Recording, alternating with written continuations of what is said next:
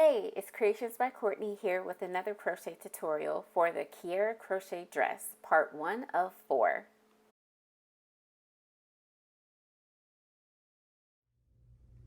All right, let's get started on the Kiera dress. So make sure that you have your worsted weight number 4 yarn, your size H crochet hook, that's a 5.00 millimeter. And today I'm using a Furls Crochet Alpha series, and some stitch markers. So for me, I have a little container that I keep all my special ones in. You do not have to use anything fancy. You can do simple ones such as some simple bulb ones, or whatever you prefer. Just make sure you have that handy and a tape measurer.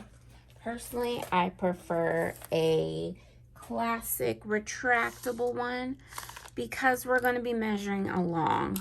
Again, don't forget to choose your size for your dress based on your desired fit around your hips, and you can find more information about the sizes and the measurements and the yarn requirements by visiting creationsbycourtney.com. The link will be below in the description.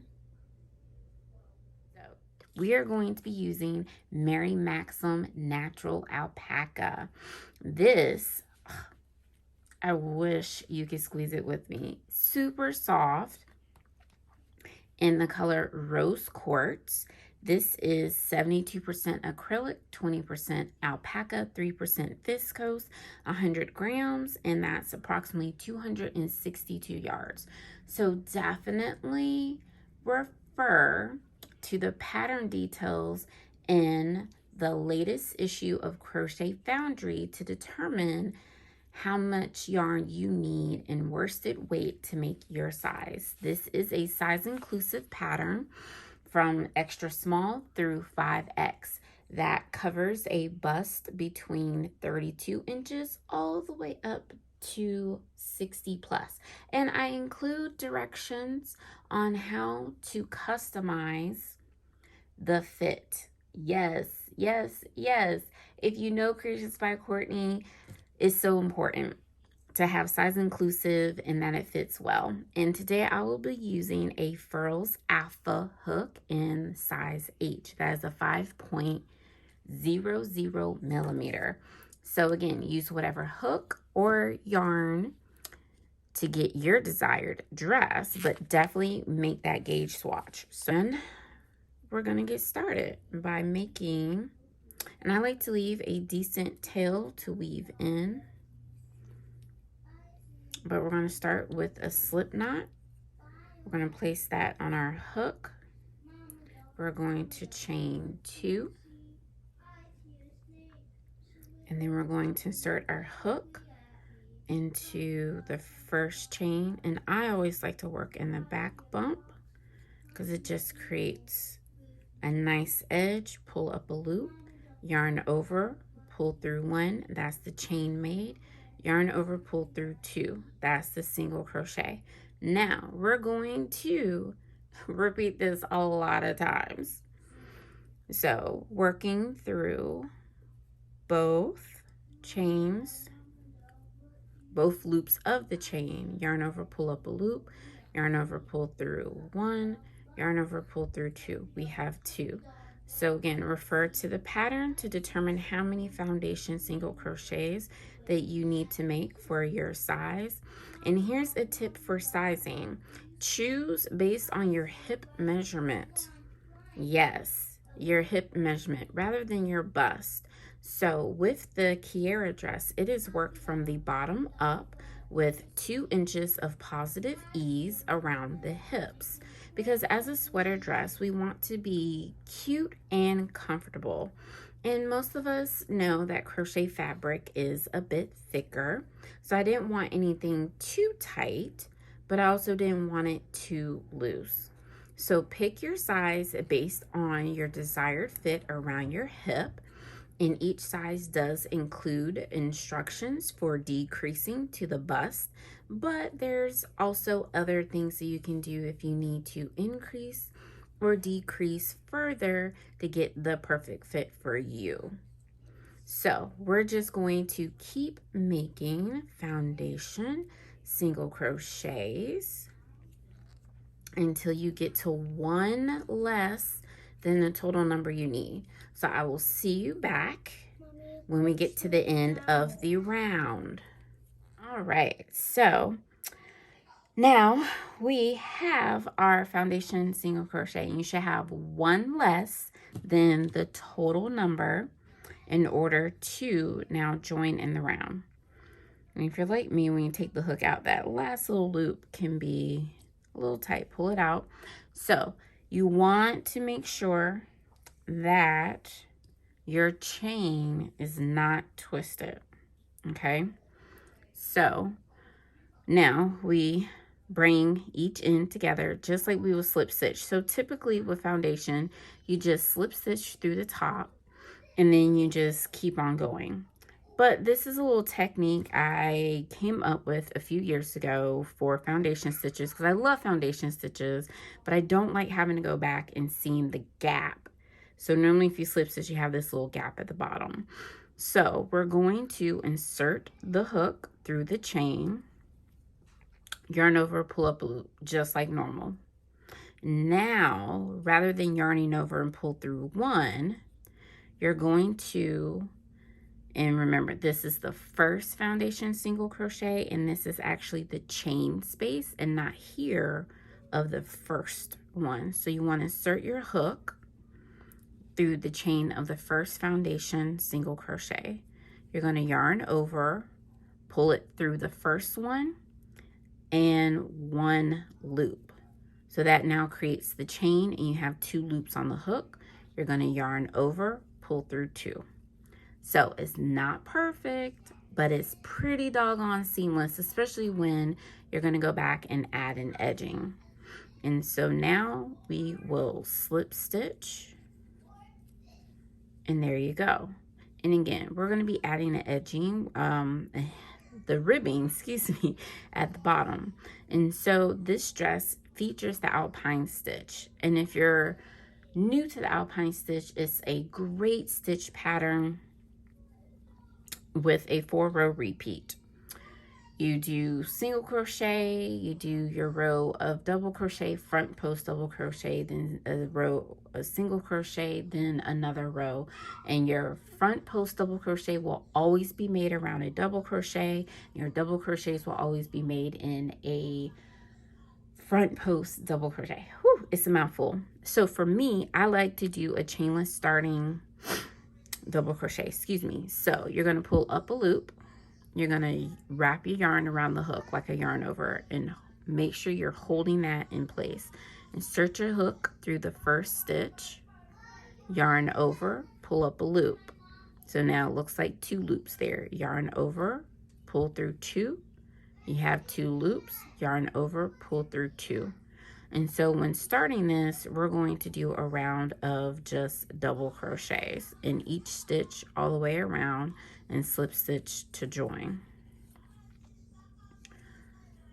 And then after this, we're going to turn our work, and we're going to do a round of single crochet. And so throughout the pattern, you will always turn your work, whether working in rounds or in rows. So I will see you back here after you have completed your round of double crochets and a round of single crochet. And then that's when we will start working our front post double crochets in order to start creating that alpine stitch.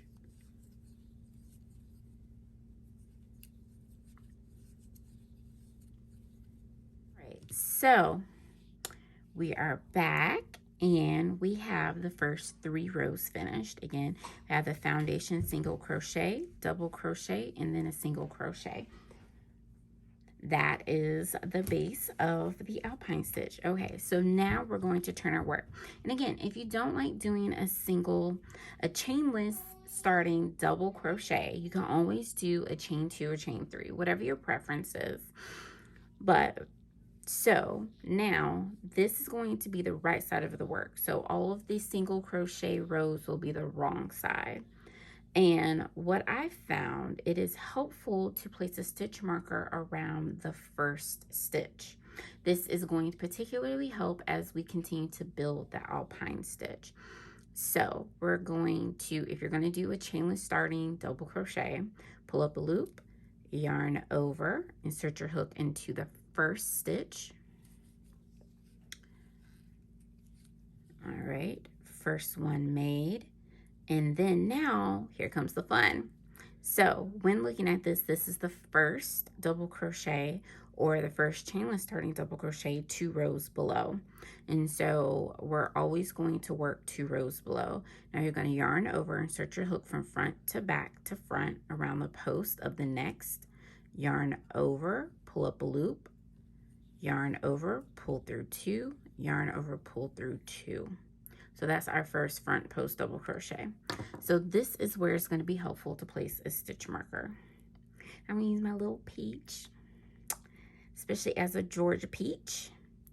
So again, I like the bulbs or even the locking ones because they're really easy to get around the stitch. So you can get it around the stitch or go through the stitch, whatever works for you.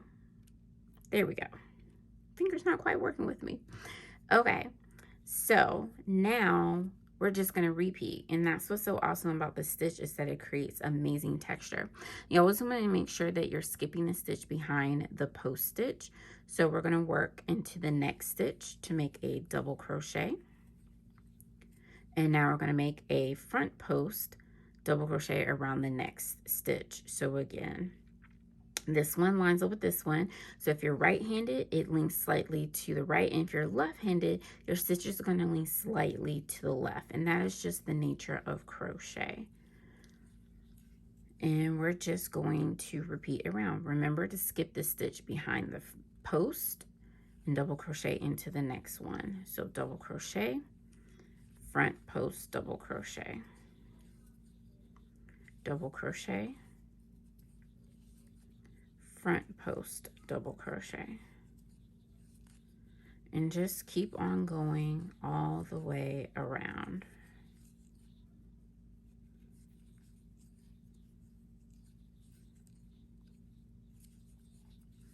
And you will probably develop a rhythm, and that's what's so amazing about this stitch, that it really is easy to do and maintain, that you can kind of get into a good groove, especially if there's something that you're listening to or watching while crocheting. So I will see you when we get back to the beginning of this round to slip stitch and then start the single crochet.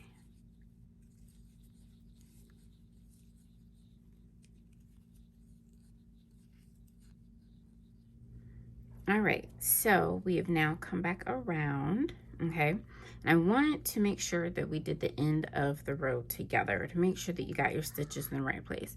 So we're gonna skip this stitch behind the post. We're going to double crochet in the next, and it doesn't look like there's a stitch, but there is right here. That's that first single crochet from the previous round. So we're gonna make sure that we work around this double crochet here for that front post double crochet. And now we're back to the stitch marker. I'm gonna move that out of the way and then just slip stitch to join. So what you may notice already is that the fabric is curling. This is totally normal because of the front post double crochet around 2 stitches below, and so it just kind of pulls it down. But as the fabric grows, particularly once the dress is finished, it will all work itself out. So we're going to chain 1 and turn, or turn and chain 1, whichever you prefer. And now we're going to single crochet in each stitch across. So make sure that you're putting your stitch in the right place. If not, your seam will start to lean in one direction or the other. So again, the front post double crochet was the last stitch, so you're going to make sure that you start there and just single crochet in each stitch around. And so we'll come back together once this round of single crochet is complete to do the next row of front post double crochets and double crochets, which really begins the pattern for the alpine stitch. Because remember, it's a 4-row repeat.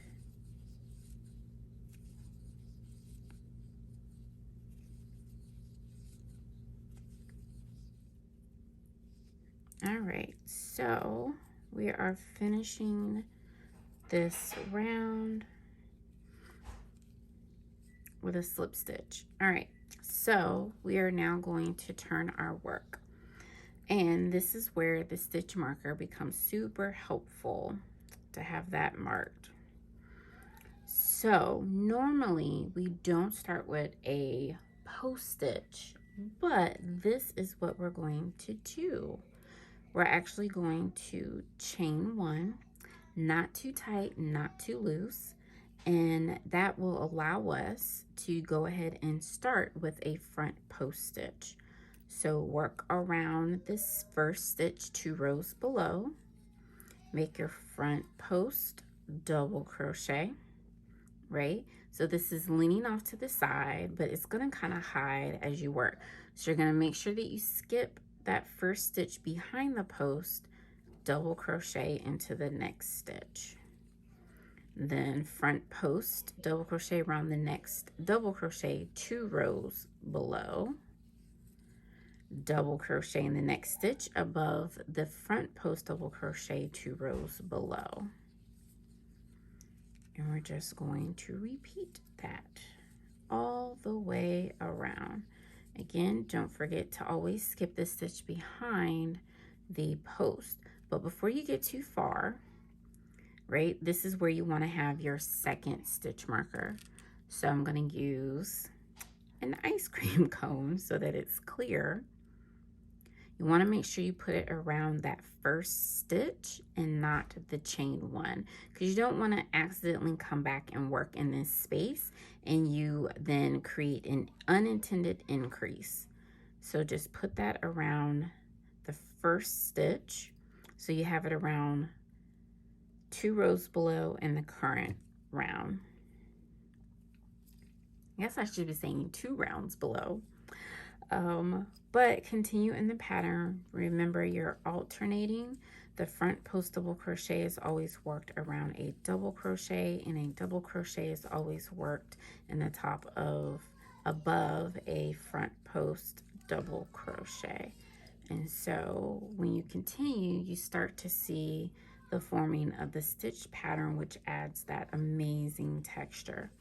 So continue to go around in this pattern of alternating double crochets with front post double crochet, and then go ahead, turn your work and make your round of single crochet, and I will see you back at that point where we will then continue with the repeat, because like I said, it's a 4-row repeat where we started with row 4, 5, 6, 7, 8. So those are the rows that will be repeated, just so that you get the hang of it. And then you're really stitching at that point, because then it's a fact of continuing that 4-row repeat until it is the desired length. And for me, my recommendation is to make it long enough where it comes up to the widest part of your hips, or maybe a little bit higher. And then that's where you can start decreasing to make it fit around the bust.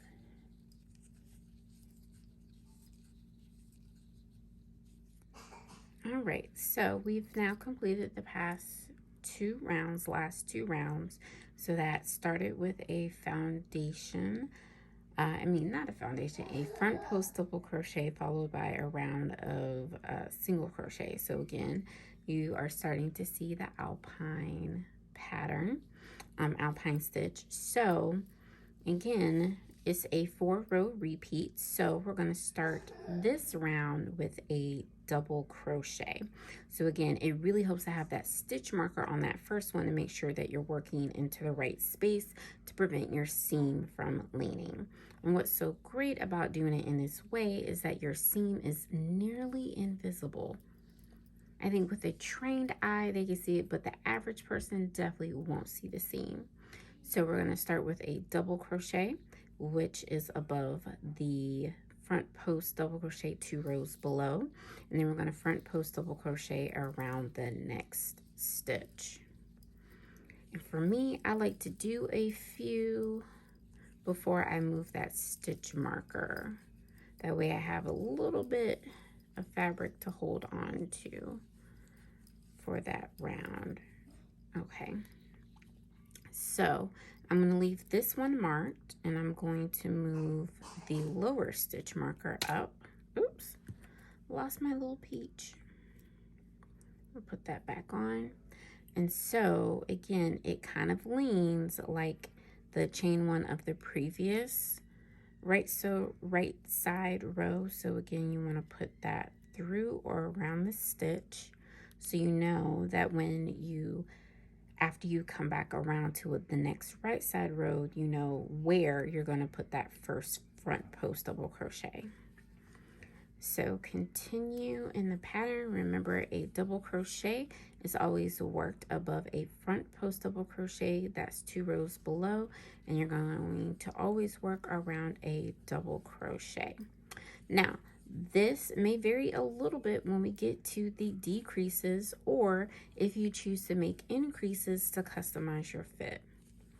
Again, there may be 2 stitches of the same in a row together, but as long as you're alternating in the other areas besides the increase and the decrease spaces, you will not even notice that difference. So continue to work around. And that's what's so amazing, is that this is such a fun stitch to do, and really easy to do while listening or watching something. What do you watch or listen to when you crochet? I tend to put on movies in the background, especially movies I've seen before. It gives me a good gauge of how long I've been crocheting too, especially if I pick a long movie. Sometimes I'll listen to an audiobook. So we're going to continue with the 4-round repeat of making our post stitches, double crochets, and single crochets. And I will see you back once you have the skirt portion of the dress to the row number within the pattern or the desired length. And if you're going to shorten or lengthen your dress, this is the time to do it before we get to decreasing. And again, make sure you have extra yarn if you decide to make it longer, and you'll need less yarn if you choose to make it shorter.